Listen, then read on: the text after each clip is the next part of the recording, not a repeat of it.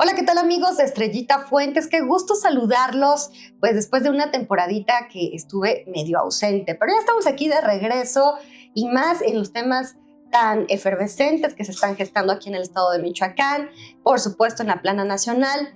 Y qué mejor que retomar el proyecto de las entrevistas a través de la vocería de una destacada y extraordinaria mujer que está participando en la política, que es la senadora Celeste Asensio Ortega, quien nos acompaña esta mañana aquí en Poéticas Incluyentes. Senadora, ¿cómo estás? Qué gusto saludarte, bienvenida. Hola, ¿qué tal, Estrellita? No, pues al contrario, yo con el gusto de estar aquí compartiendo contigo. Oye, pues pareciera que ahorita en la coyuntura pues es un tiempo de mujeres y están ahorita como que muy proactivas, muy efervescentes, muy en el tema político y por supuesto tú dentro de las filas de Morena.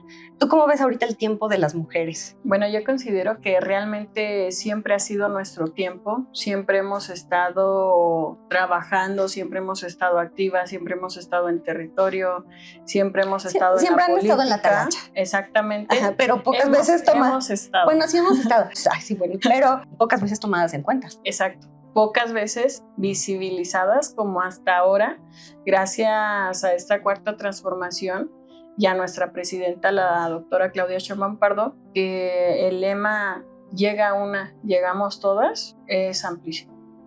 Pero no solamente es exclusivo de Morena, o sea, estamos hablando de las mujeres. Exactamente. Por eso digo que es amplísimo, porque justamente abraza a todas y abraza desde las niñas, adolescentes, jóvenes, abraza también, la doctora estimó este año 2025 nombrarlo el año de la mujer indígena, abraza a las mujeres de la diversidad, bueno, a todas. Oye, y precisamente pues un tema que es muy latente, que pulsa en el gen, en el ADN de México, es el tema indígena, donde desafortunadamente es el sector poblacional que más desprotegido ha estado por años, durante años, y alejado de las políticas públicas, de los beneficios de las políticas públicas. ¿Cómo percibes tú, si ha avanzado en la administración de Andrés Manuel López Obrador y ahora de la presidenta Sheinbaum, la causa de los pueblos indígenas? ¿Tú consideras que ha habido avances en este tema, en esta agenda? Definitivamente sí. Desde que llegué a la Cámara de Diputados en 2018 pudimos observar una Cámara de Diputados y de Diputadas, por una parte incluyente, en el sentido de que había más mujeres que hombres, bueno, por una nada más. Bueno, pero ya algo es algo. Sí. Y por otra parte, también observábamos esta pluralidad en juventudes, que anteriormente, o sea, éramos poquitos entre 500, pero al final del día éramos jóvenes menores de 30 años, estando ahora como diputadas y diputados federales. Y en el tema específico de pueblos originarios también teníamos... Bueno, en la Comisión de Pueblos Indígenas había más de 15 personas. Entonces eso hablaba también de la gran cantidad de activistas, de líderes, de lideresas que llegamos al Congreso a empezar a trabajar en la agenda. Uno de los principales avances es la reforma al artículo 2 constitucional, en la que pues por primera vez en la historia de México, las personas que somos de pueblos originarios somos sujetos de derecho. Eso es algo sumamente importante, porque antes solamente, tú lo acabas de comentar, si nos podemos retomar desde la época de la conquista, en la que pues, básicamente nuestros pueblos tenían una cosmovisión, y sí la siguen conservando, pero que además de eso pues también es el tema de los mismos calendarios que se desarrollaron. Por ejemplo, en mi cultura, que es la purépecha, nosotros empezamos el calendario el 1 de febrero, con el año, con el fuego nuevo. Entonces van cambiando muchísimo y además solamente tenemos un sistema numérico del 1 al 20. Entonces es muy interesante cómo se desarrolla cada una de las culturas, pero además de eso, con esta cuarta transformación, con la llegada de Andrés Manuel López Obrador y todas y todos nosotros también, pues desde luego que se empuja esta reforma al artículo 2 constitucional. Hemos estado trabajando en las leyes secundarias de esta reforma, lo que sería la ley de pueblos originarios y afromexicanos en nuestro país, pero no solamente lo vemos materializado en leyes, sino que también uno de los proyectos para mí más importantes en la administración de Andrés Manuel López Obrador, pues es el famoso Tren Maya, donde ahorita las personas en estas regiones del sur que estaban tan abandonadas, ya se tienen hoteles, ya se tienen vías, ya se tienen recorridos turísticos y pues se está arropando no solamente al turismo nacional, sino al turismo internacional. Entonces me parece que en efecto sí hay un avance significativo en el tema político, en el tema electoral, en el tema también judicial. Tenemos por primera vez bueno, no es la primera vez porque ya había anteriormente, pero Hugo Aguilar, pues después de muchísimos años, se convierte en uno de los primeros hombres presidentes, ministros de la Suprema Corte de Justicia de la Nación. Entonces esto nos habla de todos estos avances y vuelvo a reiterar, 2025 es el año de la mujer indígena. Oye, senadora, y bueno, platícanos acerca de ti, porque pues en términos mediáticos generalmente, me imagino, te preguntan sobre los temas de coyuntura, ¿no?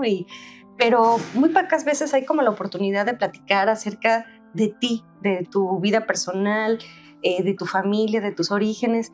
Cuéntanos, tú eres de Paracho, de aquí en Michoacán. Platícanos un poquito cuántos hermanos tienes, a qué se dedicaban tus papás. ¿Cómo fue tu infancia? Bueno, mis papás son maestros, jubilado de la vida mi papá, y mi mamá jubilada de la secundaria de allí, de mis abuelos campesinos. Mis orígenes, mi arraigo purépecha, mis raíces purépechas es porque mi papá hablaba 100% purépecha, toda su familia habla 100% purépecha, y es de un pueblito muy pequeñito que se encuentra de Paracho yendo hacia Charapan. Pasamos todavía a Charapan y pasamos por una región que le llaman Los Santos, que está San Antonio, San Benito, San Isidro, Santa Rosa. Entonces, justamente es una comunidad muy pequeña. Yo la he googleado y no aparece en internet. ¿Cómo se llama? San Isidro. San Isidro. San Isidro Labrador. Y cuando finalmente logré encontrar un rastro de la comunidad, decía que eran 99 personas. Entonces yo digo que no, ya hay más de 500 personas. Y al final del día, pues de ahí es de donde traigo yo tanto tu arraigo purépecha. ¿Y cuántos hermanos tuviste? Tengo 2 hermanos, mi hermano Ángel, que es el mayor, que estudió literatura, y mi hermana Tere, que es la menor. Ella ya tiene doctorado en pedagogía. ¿Y tú eres la del medio? Sí. ¿Y estudiaste Derecho? Sí. Aquí en la Michoacán. Súper. Oye, y bueno, ¿cómo fue que te empezaste a involucrar en el activismo, en la política? Porque tú narras en alguna de tus... me estaba checando tu semblanza, que empezaste con la distribución del periódico de Regeneración cuando empezó Morena y que fue algo que te marcó muchísimo a ti. Cuéntanos, ¿cómo fue que te fue despertando ese interés por la política? A mí me llamó la atención una parte. Primero, tengo una tía que se llama Cecilia. Ella fue candidata a la presidencia municipal de Paracho, por ahí como en el 2000, más o menos. Yo tendría unos 7, 8 años. Y yo recuerdo que pues obviamente nosotros como sobrinos andábamos ahí metidísimos. En la campaña. A lo mejor no hacíamos nada más que gritar, pero nosotros, sí. Pero nosotros ya estábamos allí como muy metidos. Te digo que mis papás son maestros, entonces también desde muy pequeños andábamos con ellos en las manifestaciones, en las movilizaciones. Pero sí me gustaría aclarar, Estrellita, una cosa, que mis papás eran de la línea democrática, pero siempre responsables y comprometidos con la educación. Es decir, mi mamá antes de que se fuera a una manifestación les dejaba o les adelantaba el programa y plan de trabajo a los estudiantes para que no se quedaran sin el conocimiento. Exactamente. Entonces, en ese sentido, creo que vale la pena aclararlo porque luego de pronto se puede malinterpretar. Exacto. Y por otra parte, pues ya andando nosotros en las movilizaciones y demás, pues casi como de manera natural te vas adentrando en todo este en toda esta lucha. Entonces, algo que a mí me llamó mucho la atención es que mi mamá nunca se había involucrado en la política. Me refiero no al grado, vamos, como mi tía que se lanzó a candidata en esa época donde si ahorita vivimos machismo y misoginia, pues imagínate en aquel entonces. Debe haber sido muy complicado. Sí, completamente. Entonces mi mamá empieza a repartir periódico, empieza a ir a las comunidades y la verdad es que no la acompañaba nadie. Entonces yo la acompañaba. Y te soy sincera, Estrellita, yo hubo un momento en el que le reclamé a mi mamá, le digo, es que tú no nos haces caso por andar con tu morena. Pero te estoy hablando, era yo adolescente. Sí, claro. Y entonces, en una ocasión, ahí es donde me cambia completamente el chip. Exacto. Estábamos en Zacapu en una reunión y hay una doctora, Raquel Sosa, que fue quien vino a, nosotros de pronto decimos, a predicar la palabra de Andrés Manuel, porque pues era quien empezó acá el movimiento, y le pregunta, maestra Tere, ¿usted por qué está apoyando a Andrés Manuel López Obrador? En ese momento yo venía del baño, mi mamá no me vio, y mi mamá dice, por mis hijos. Yo estaba en la prepa, mi hermano estaba en la prepa, y empecé por mí porque mi hermano, hay una situación que íbamos a la par y mi hermana también estaba en la prepa. Entonces creo que mi mamá debió haber pensado, mis 3 hijos están a punto de terminar la prepa, vivimos en un país en el que cada día la tendencia a la educación privada es más amplia y la educación pública se está terminando, ¿no? Entonces me imagino que en el pensamiento de mi mamá ha de haber sido ¿cómo le voy a hacer para sacar a los 3 de la universidad al mismo tiempo? Y entonces justo hace esta reflexión de la educación y del trabajo. Luego quienes terminan de estudiar una carrera no se dedican a lo que estudiaron, sino terminan haciendo otra cosa que es lo que encuentran. ¿Sí me explico?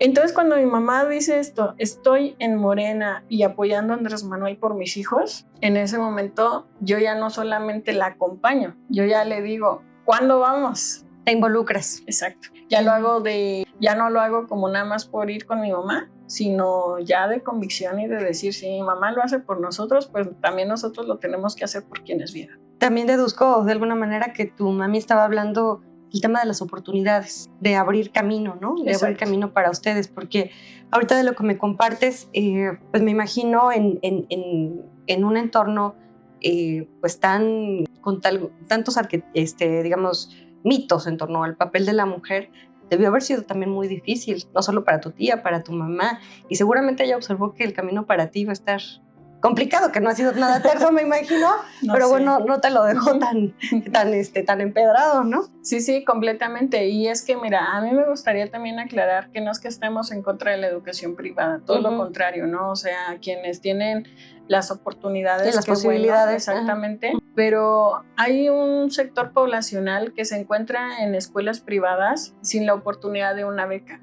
Y a mí constantemente me reiteran mucho eso, ¿no? Es que ¿por qué las becas solamente llegan a las escuelas públicas? También deberían de llegar a las privadas. Y entonces justo ahí es donde tenemos una tarea grandísima, porque se piensa eso, que quienes están en escuelas privadas es porque pueden costearse la educación. Y no es tal. Y en muchas ocasiones no es así. Están allí porque no pasaron el examen y porque no quisieron, y que bueno, no se quisieron quedar sin estudiar. Entonces se le están aventando allí, ¿no? Y que bueno, que vayan y que estudien, ¿no? Pero sí, en efecto, por otra parte, pues es estas oportunidades que cada vez se veían como más lejanas y que pues obviamente, al menos en mi caso, pues te digo que vengo de nietos de campesinos, mis abuelitas fueron amas de casa, fueron comerciantes. Mi abuelita Susana, la mamá de mi mamá, que en paz descanse, fue la última rebocera de Paracho. Entonces, pues vienen de trabajo, ¿no? De ahora sí que lo que encuentren y tener ya la oportunidad de darles educación a mis papás, pero pues para mí a lo mejor lo más sencillo hubiese sido volver a estudiar para maestra, porque antes ya ves que las plazas se heredaban. Pero pues la realidad es que yo quería estudiar música. Ah, ¿y tocas algún instrumento? Guitarra. ¡Qué bonito! Ajá. Pero no pasé el examen, ¿En dónde? ¿Aquí en Bellas Artes? Sí. Ajá. de instrumento, porque pues mi postura era muy empírica, ¿no? Muy, o sea, no. Y total que me reprobaron y lógicamente me agüité muchísimo, pero no sé si recuerdan estos movimientos de estudiantes rechazados.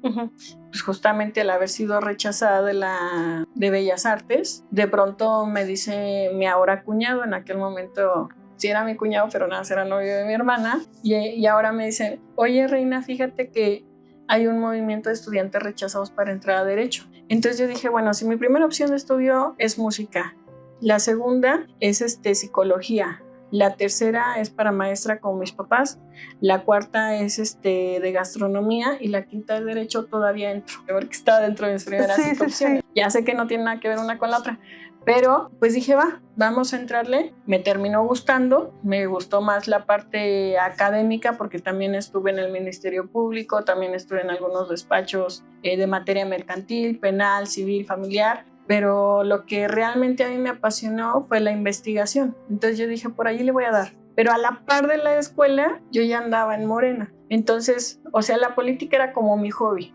Sí, o sea, estudiabas y en tus tiempos libres participabas en Morena. Así es, completamente. Entonces, pues siempre lo hice. Bueno, la pregunta era que cómo empecé con el activismo y la realidad también es que empiezo mucho con el tema de medio ambiente. No sé si recuerden justo el caso de Cherán. Sí. Yo recuerdo que estaba en la prepa en aquel momento y desde aquel entonces yo ya andaba reuniendo víveres para llevar a Cherán. Entonces yo les decía a los chavos ahí en la prepa que juntáramos pues papel de baño, todo esto, porque Cherán cerró completamente los límites. Y pues básicamente así, o sea, me empiezo a involucrar en todo. Gracias a la investigación, yo llego de Buenos Aires, hice una investigación sobre familias homoparentales y cuando llego, pues quiero transformar todo acá, ¿no? O sea, digo, si allá ya va avanzada la legislación, etcétera. Quise hacerlo acá, me involucro al 1000% y mi hermano me dice, oye Reina, ¿por qué no te lanzas para consejera? Le digo, va. Y luego cuando quedo como consejera me dice, ¿por qué no te lanzas para secretaria de diversidad sexual del Comité de Morena? Le digo, va. O sea, tú sí. Oye, ¿te dicen esto? Sí, también. Tú dices que sí. Sí, pero fíjate que aquí es donde fíjate que decía perdón, que haga una pausa, mi abuelo materno que trabajó muchísimo en la política también, les decía a mis tíos y a mi mamá, ustedes digan a todo que sí, ya después investigar. Yo creo que eres una mujer muy capaz y muy talentosa. Sí, o sea, a lo que me refiero es que justamente como que no son cosas que yo haya estado buscando, sino que te van llegando por ambición, ¿me explico? Sino que han sido causalidades. Sí. Y en ese sentido, pues es que, o sea, yo venía llegando casi de Buenos Aires, Argentina, cuando están en la renovación de los consejos. Entonces yo venía así como de qué onda, ¿no? ¿Qué está pasando acá? Y pues se fue dando. Afortunadamente mi familia siempre me ha apoyado y pues así es como me he ido formando. Bueno, ya fuiste diputada también. Justo esa es otra. De pronto en 2018 me dicen, oye Celeste, ¿por qué no te registras como candidata a diputada?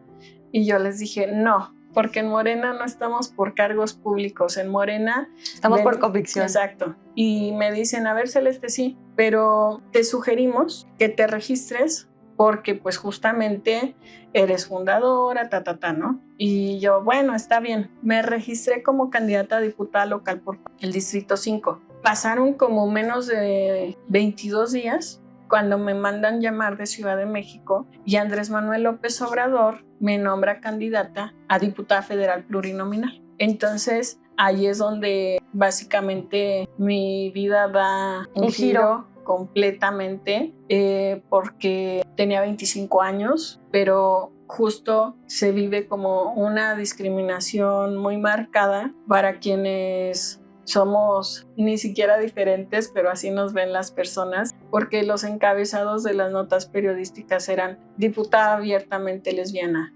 diputada lesbiana San Lázaro. O sea que venía el tema, ¿no? O sea, pues es que yo creo como que era novedoso. Bueno, No la sé. nota amarilla, ¿no? Ajá, El sí. amarillismo en las noticias. Entonces, Sí, porque bueno, la vida privada de cada quien pues, es muy respetable y es privada, ¿no? Sí, tal Ajá. cual.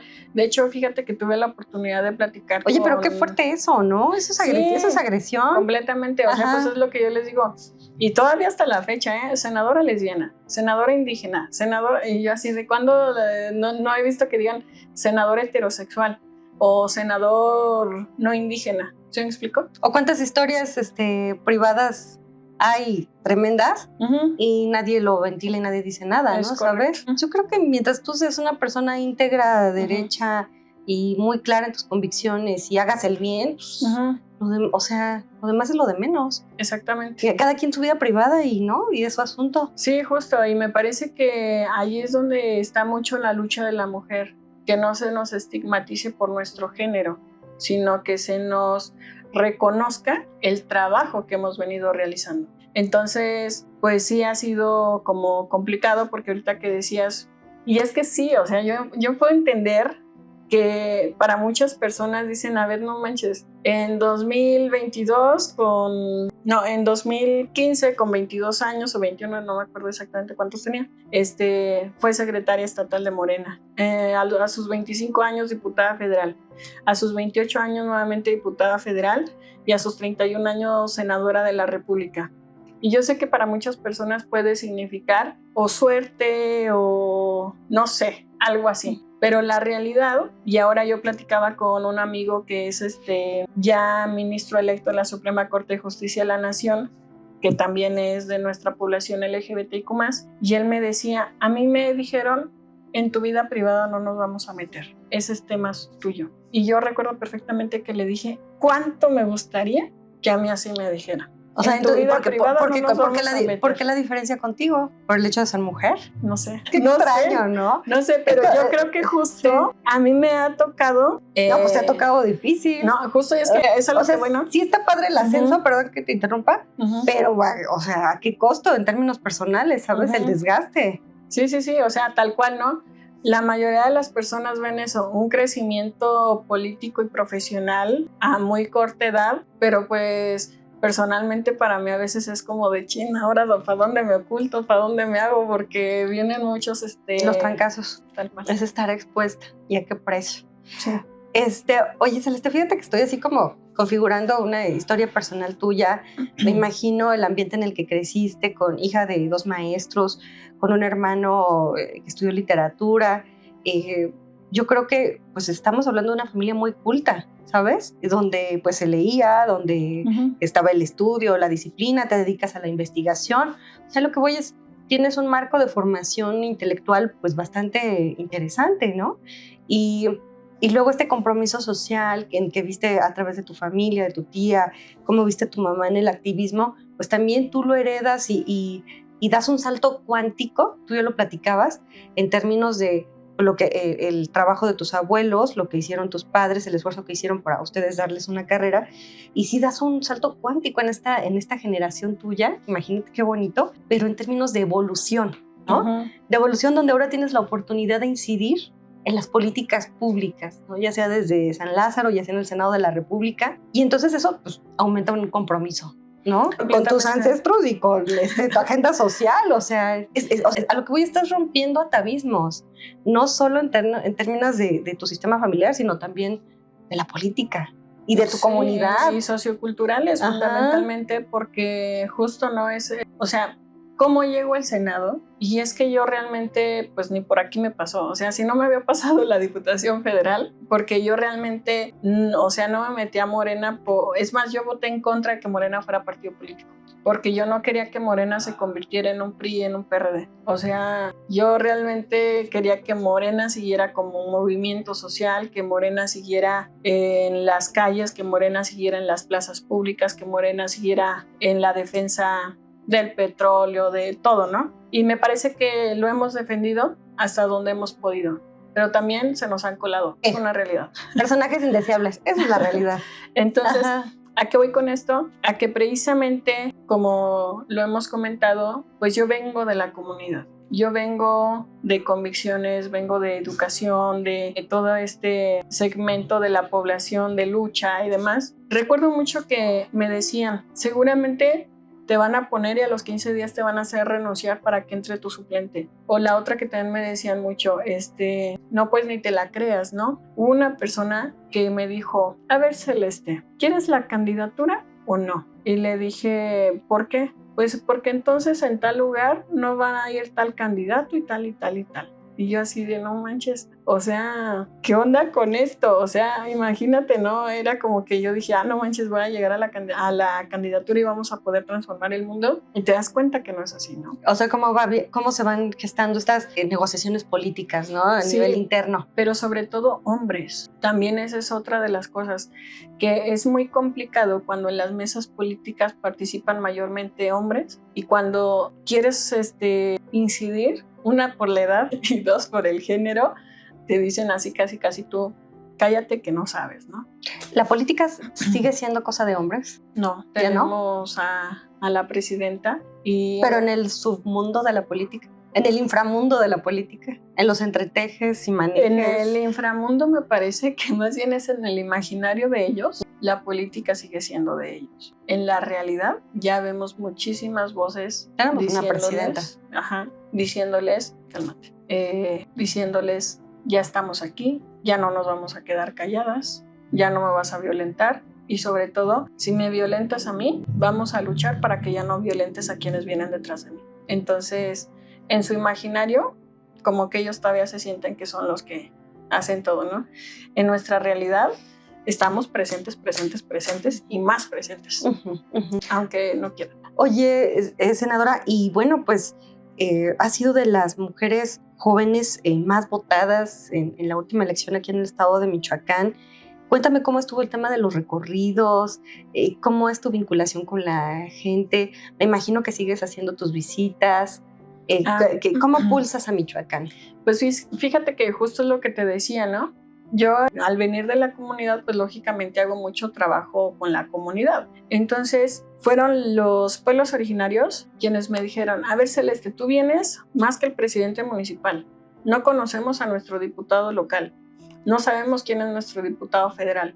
Y tú eres diputada federal plurinominal y vienes más que todos ellos. Queremos que seas nuestra senadora. Yo me empecé a reír porque les dije, sí, claro, como nomás es cuestión de que levante la mano y diga quiero ser, ¿no? Me reí completamente en esa ocasión. Me lo volvieron a decir. A ver, Celeste, es que no es cosa de que tú quieras o no, te estamos pidiendo, ¿no? Sí, tal cual. Ajá. Entonces yo dije, híjole, o sea, llega un momento en el que dices, bueno, pues si me lo están pidiendo, pues vamos, cuando menos a intentarlo, ¿no? Y es por eso que yo me registro al Senado. Volvemos a lo mismo, no fue una aspiración personal o una ambición que yo haya dicho, quiero ser senadora y tal, ¿no? Sino que viene de un impulso derivado del trabajo que hemos venido realizando, ¿no? Me registro, yo me acuerdo otra vez muchas agresiones. Hubo un periodista que me dijo, eres una huérfana política porque no tienes padrino. Y pues sí, o sea, yo no tenía ni... Oye, qué mejor padrino que la propia comunidad, ¿no? Ajá. Digo, ¿esos vamos? Ajá. Qué mejor padrinazgo que la esa te la voy a copiar. Sí, como ¿para qué lo ocupo? Pues sí, porque pues yo no era la preferida del gobernador, tampoco era la preferida de su contraparte, ni mucho menos, ¿no? Entonces, justo, yo solamente tenía el respaldo del pueblo.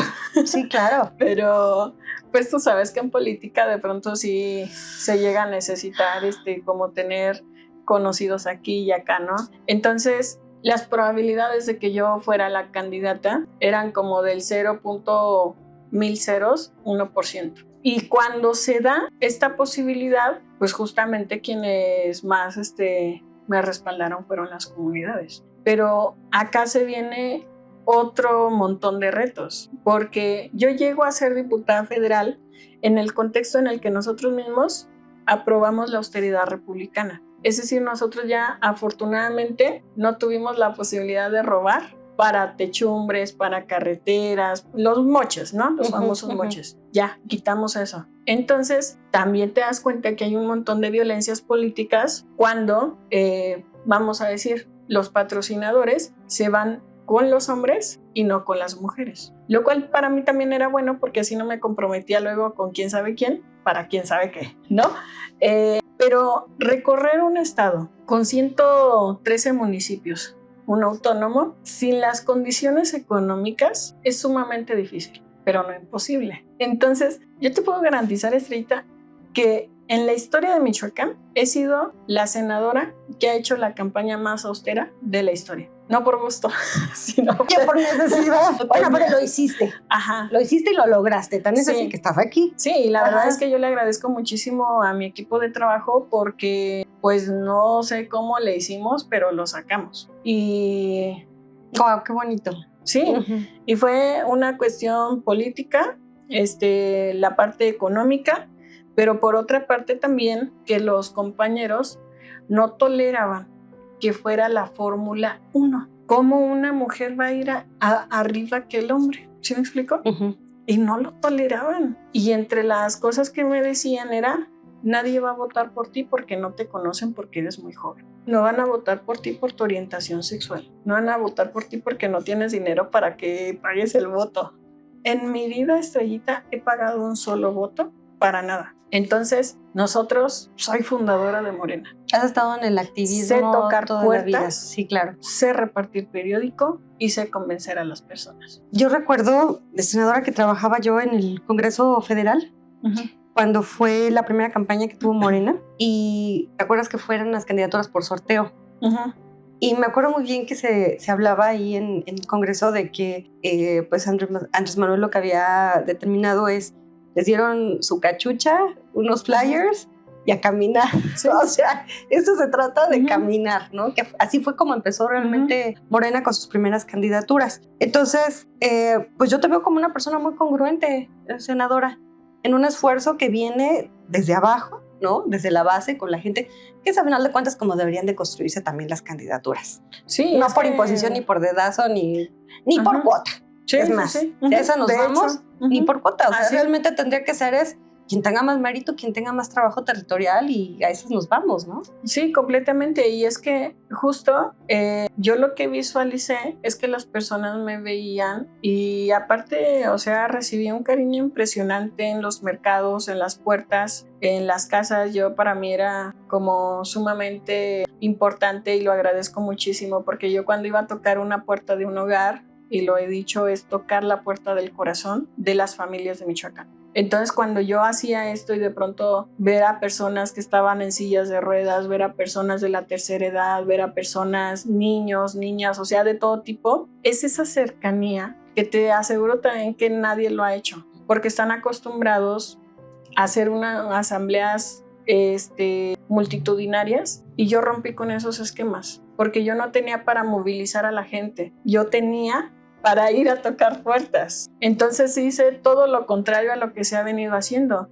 En lugar de convocar y movilizar con autobuses y darles para la torta y darles los 200 pesos para que vayan a la actividad, tuvimos que hacer un trabajo territorial, de ir a buscar a la gente. Exacto. Y entonces cuando me veían, lo primero que decían es, al fin un rostro nuevo, un rostro joven, un rostro fresco, no los mismos de siempre. Entonces, pues yo al contrario, yo decía, pues no manches, súper bien.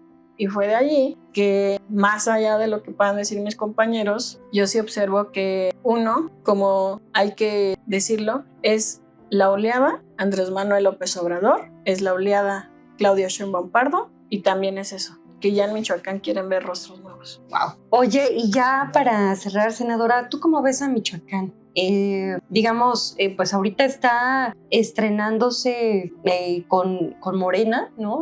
Aquí en el estado tenemos un gobernador de ese partido político, pero ¿qué falta por hacer para poder tanto pues decantar una agenda muy alineada con la visión que tiene Morena como partido, y la otra, pues también hacer avanzar a Michoacán en un proyecto donde pues estén incluidos todos? ¿Tú cómo visualizas eso? Bueno, pues de entrada coincido contigo cuando anteriormente dices no debería de ser un tema de cuotas, porque pues al final es la utopía. Me parece que todas buscamos no solamente en el ámbito político, también en el ámbito cultural, en el ámbito deportivo, en el ámbito académico, en todos, ¿no? Donde por más que hemos estado, se nos ha intentado invisibilizar. Entonces, acá en el estado de Michoacán, me parece, número uno, y también lo comentabas, es que es uno decir que no es una guerra de géneros, no es una guerra de sexos ni de hombres contra mujeres. Michoacán necesita justamente